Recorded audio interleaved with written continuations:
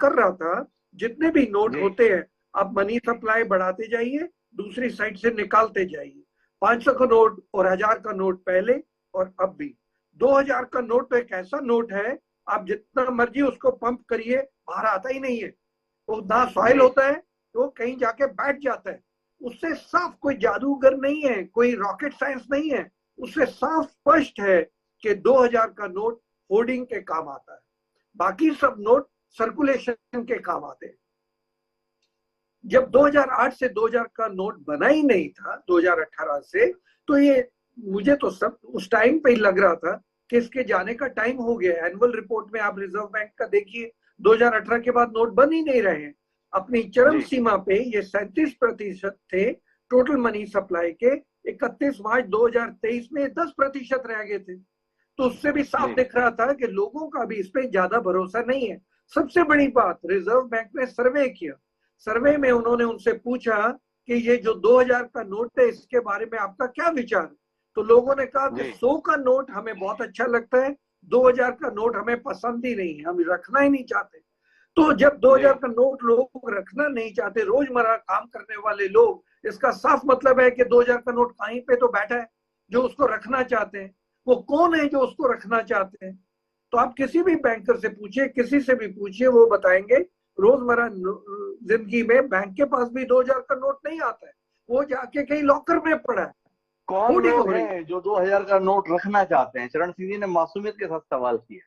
उत्तर के लिए नरेश जी के पास चलता हूँ। नरेश जी, आपके साथियों के पास चुनाव का समय आ रहा है, लोगों ने चुनाव के लिए तैयारियां कर रखी थी, चुनाव के लिए जमावट कर रखी थी, खलल डाल दिया आपने सबकी तैयारियों में।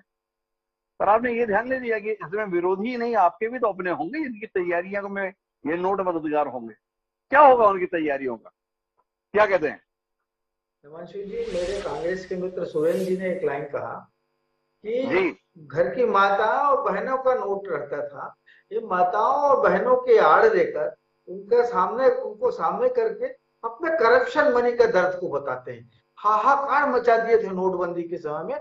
और शायद सुरेंद्र जी इस बात से सहमत नहीं होंगे, कितने हजार करोड़ का टैक्स इवेजन, कितने हजार करोड़ का टैक्स इवेजन मिला उसमें। जब प्रथम नोटबंदी हुई थी पिछले समय में, तो कितने हजारों करोड़ का टैक्स इवेजन निकला। कितने लोगों ने बैंक में क्या क्या किया, वो सारी चीजें आ गई तो उससे ट्रेजरी में। हमें फायदा अभी क्या तो हुआ? अगर आपको टैक्स में इतने पैसे मिले तो अभी आपने रेलवे में सीनियर सिटीजन की छूट खत्म कर दी, मिला क्या?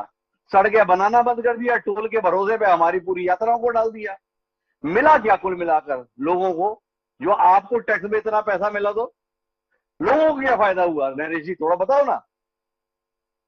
का फायदा हो रहा है तो लोगों का ही फायदा है। सरकार के ऊपर आज तक पिछले 9 सालों से सरकार चल रही है, कोई भ्रष्टाचार का आरोप नहीं है। इसका मतलब आपकी और मेरी प्रायोरिटी में नहीं, सरकार की प्रायोरिटी में काम हो रहा है।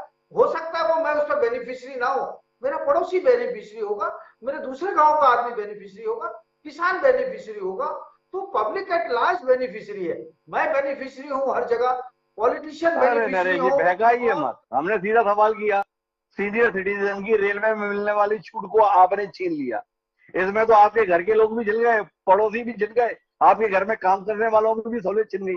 उसमें तो आपने कोई तर्क दिया नहीं, सीधे सुरेश राजपूत जी की बचत के संदर्भ में आपने सवाल कर दिया। मैं आखिरी बातचीत के लिए सुरेश जी आपके पास आता हूँ।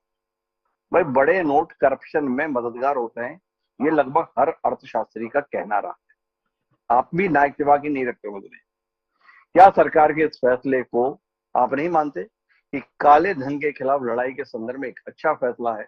बड़े नोट चलन से बाहर होने चाहिए। सुरेंद्र जी, क्या आप इस संदर्भ में उठाए गए कदम की सराहना नहीं करना चाहेंगे? तीन चार चीजें बड़ी स्पष्ट हैं। जी सरकार के जो फैसले हैं, कहते हैं ना कि अंधी अंधी तेरा बेटा आया, तो कहन भैया जी गोद में बैठे तब मैं जानूं कि मेरा बेटा आया है। सरकार जी का अगर 2014 से काले धन पर प्रहार है, तो सरकार ने 3 रुपए 50 पैसे की एक्साइज ड्यूटी जो डीजल पर थी 32 रुपए के करके अब तक लगभग 30 लाख करोड़ रुपए एक्स्ट्रा अर्न किए। उसको कौन सी वेलफेयर स्कीम में लगाया, जरा बता दीजिए। 2014 में हमारे पास 49 लाख करोड़ रुपए का 70 साल में कर्ज हुआ था।